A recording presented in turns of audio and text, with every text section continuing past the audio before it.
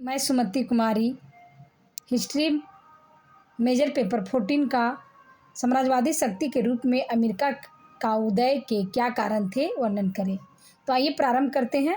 तो साम्राज्यवादी शक्ति के रूप में अमेरिका का उदय होना विश्व के इतिहास में महत्वपूर्ण घटना था। गृह युद्ध के कारण अमेरिका की अर्थव्यवस्था एवं राजनीतिक व्यवस्था अत्यंत दुर्बल हो गई थी और अमेरिका को इन समस्याओं से निकलने के लिए 25 वर्ष लग गया था, क्योंकि हम लोग को पता है कि अमेरिका में गृह युद्ध हुआ था उत्तरी अमेरिका और दक्षिणी अमेरिका के बीच, क्योंकि उत्तरी अमेरिका दास प्रथा को अंत करना चाहता था जबकि दक्षिणी अमेरिका दास प्रथा को अंत नहीं करना चाहता था। अमेरिका प्रारंभ में पृथकतावादी नीति का पालन करता रहा क्योंकि उसके पास विशाल महाद्वीपीय क्षेत्र उपलब्ध थी, जिसके कारण अमेरिका को अपनी ज़रूरतों के लिए बाहरी विश्व की तरफ देखने की आवश्यकता ही नहीं पड़ी। अर्थात वह बाहरी देशों में कुछ भी हो उसे कोई मतलब नहीं था, बस अपने देश का विकास के लिए वो सिर्फ पड़ा हुआ था। लेकिन एक शताब्दी के बाद अमेरिका को पृथकतावादी नीति को त्यागने के लिए मजबूर होना पड़ा और 19वीं शताब्दी के अंतिम 10 सालों में अर्थात 1880-90 के अंतिम 10 सालों में अमेरिका में साम्राज्यवादी भावना का विकास होता है और तीव्र गति से प्रारंभ हो गया, क्योंकि पनामा नहर का स्वामित्व अमेरिका के पास ही था। यानी पनामा नहर का नेतृत्व अमेरिका ही कर रहा था, जिसके कारण अमेरिका के नेतृत्व में ही सारा महाद्वीपीय देश संगठित हो चुका था। देखते हैं कि अमेरिका में साम्राज्यवाद के उदय के निम्न कारण प्रमुख थे। पहला देखते हैं विश्व के शांति संतुलन में परिवर्तन। यानी अमेरिका के साम्राज्यवादी उदय में अमेरिका का साम्राज्यवादी उदय में विश्व के शक्ति संतुलन में परिवर्तन भी प्रमुख कारण बना। उस समय के तत्कालीन परिस्थितियों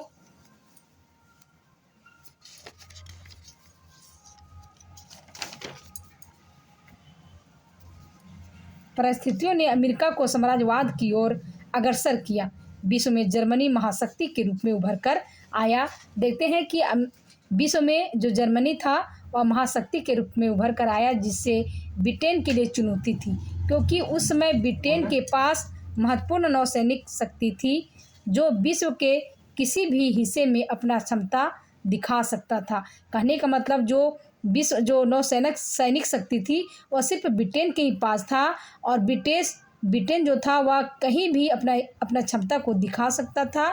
लेकिन जर्मनी में साम्राज्यवादी भावना के प्रसार से ब्रिटेन को चिंता सताने लगी, क्योंकि ब्रिटेन चाहता था सिर्फ मेरे पास ही नौसैनिक शक्ति हो, लेकिन इस तरह का महाशक्ति जर्मनी के पास भी हो गया, जिसके कारण अमेरिका चिंता में पड़ गया, क्योंकि अमेरिका और ब्रिटेन दोनों घनिष्ठ मित्र था। अतः अमेरिका इंग्लैंड को नौसैनिक शक्ति के क्षेत्र में सहयोग करना शुरू कर दिया।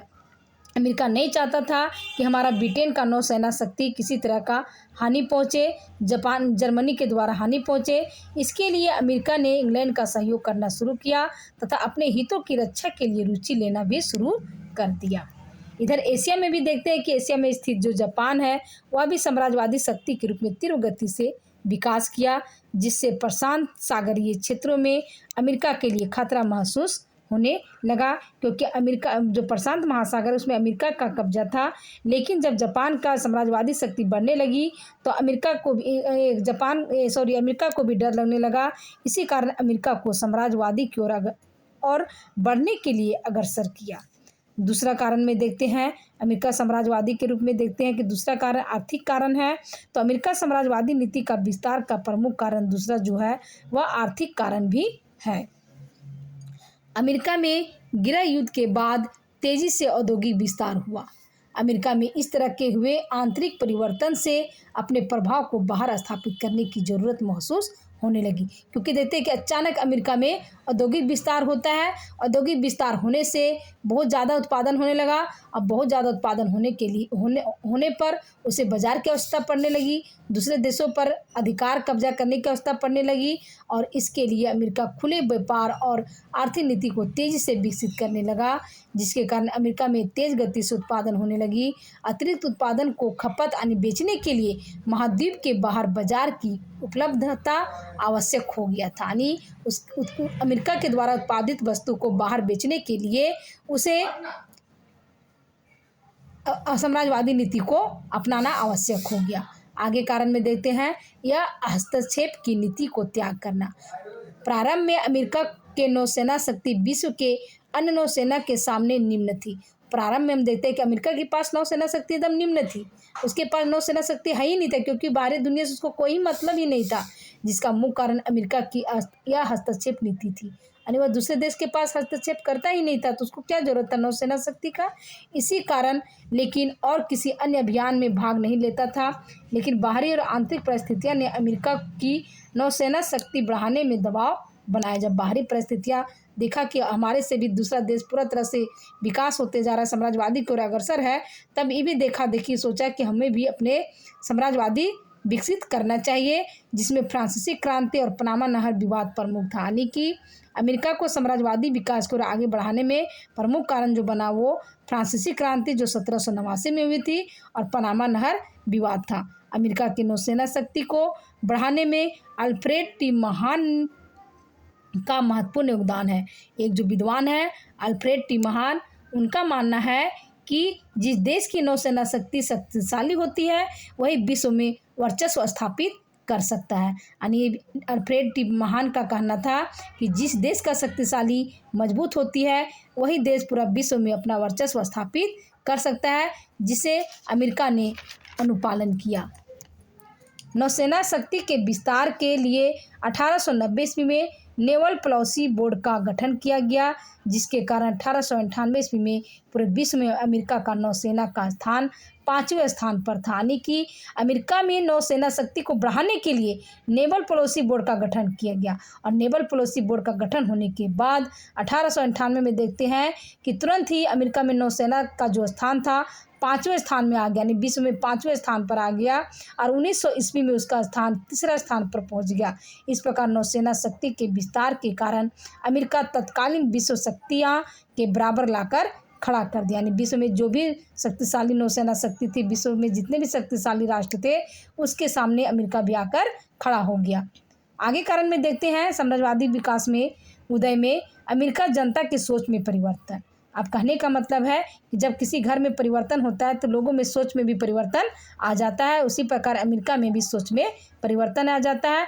अमेरिका साम्राज्यवाद के विकास में वहाँ की जनता का प्रमुख योगदान है। जनता अगर नहीं सहयोग करती तो शायद अमेरिका का विकास साम्राज्यवादी उदय नहीं होता, क्योंकि समय के साथ अमेरिका वासियों में सोच में परिवर्तन हुआ। जैसे ही गृह युद्ध समाप्त हुआ वैसे ही अमेरिका जनता संगठित होना शुरू किया। अमेरिका वासी भी समझ गए कि हम लोग बेकार दास प्रथा उत्तरी अमेरिका दक्षिणी अमेरिका करके लड़े, क्या फायदा हुआ, सिर्फ भुखमरी बेरोजगारी हुआ। अब हम लोग को ये सब करना नहीं, बल्कि हम लोग को संगठित होना है तथा राष्ट्रीय भावना का विकास होने लगा। अपने देश के प्रति भक्ति भावना बढ़ने लगी तथा अपने जाति के क्षेत्रों की ओर साम्राज्य विस्तार करने लगा। आगे देखते हैं साम्राज्यवादी विकास के उदय में जो कारण है वह तत्कालीन जो है बुद्धिजीवी वर्ग की भूमिका, क्योंकि किसी भी देश के विकास में या जो भूमिका होती है वह बुद्धिजीवियों का प्रमुख योगदान रहता है।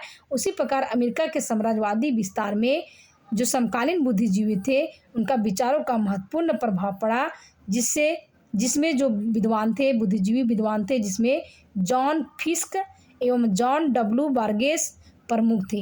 उनका मानना था कि अमेरिका पर जाति या अंग्रेजी भाषा बोलने वाले लोग ही विश्व के भाग्य को बदल सकते हैं। यानी ये दोनों विद्वानों का मानना है कि जो अंग्रेजी भाषा बोलने जानते हैं वही विश्व का भाग्य बदल सकते हैं। और क्योंकि यहाँ यही लोग के पास राजनीतिक समझ एवं राज्य स्थापित कर सकते हैं। यानी ये दोनों विद्वानों का मानना है कि जो लोग अंग्रेजी भाषा बोल सकते हैं वही विश्व का भाग बदल सकते हैं और राजनीतिक समझ सकते हैं और राज्य को स्थापित कर सकते हैं तथा प्रजातांत्रिक मूल्यों को सुरक्षित बना सकता है। और एक और बुद्धिजीवी स्ट्रांग नाम के व्यक्ति थे। उन्होंने कहा था अमेरिका के आधार पर पूरा विश्व को परिवर्तित होना पड़ेगा। यानी वो दोनों विद्वानों का मानना था कि जो देश अंग्रेजी बोल सकता है वही विश्व का नेतृत्व कर सकता है, वही राजनीति को सुरक्षा कर सकता है, वही प्रजातांत्रिक मूल्यों को भी समझ सकता है। और एक और विद्वान जो है वह स्ट्रांग, उनका मानना है कि अमेरिका के आधार पर ही पूरा विश्व में परिवर्तित होना पड़ेगा, अमेरिका के आधार पर ही। आगे देखते हैं साम्राज्यवादी उदय में धार्मिक कारण है। अमेरिका साम्राज्यवाद विस्तार में धार्मिक कारण भी प्रमुख था। अमेरिकावासी अपने को श्रेष्ठ जाति को मानते थे। अमेरिका वासियों का मानना था कि हम लोग श्रेष्ठ जाति के लोग हैं और उनके अनुसार उन्हें लगता था कि ईश्वर के द्वारा हमें जो शक्ति मिला है उसे पूरा विश्व में प्रसार करना है तथा अपने शक्ति को स्थापित करना है तथा ईसाई धर्म का प्रसार नए नए क्षेत्रों में स्थापित करना। यानी अमेरिकावासी का मानना था कि हमें जो ईश्वर के द्वारा शक्ति प्राप्त है उसके आधार पर हम लोग श्रेष्ठ जाति हैं और हमें क्या करना है कि अपने धर्म का प्रचार प्रसार करना है और ईसाई धर्म को स्थापित करना है नए नए क्षेत्रों में। आगे देखते हैं कारण में रेलवे का विकास। अमेरिका में रेलवे का विकास से साम्राज्यवादी शक्ति में विस्तार हुआ। औद्योगिकरण में भी भारी पूंजी निवेश होने लगा। औद्योगिक विकास के लिए रेल व्यवस्था को तेज गति से विकास किया गया। यानी जब रेल का जब विकास हुआ तो अमेरिका में भी विकास तेज गति से हुई। Thank you.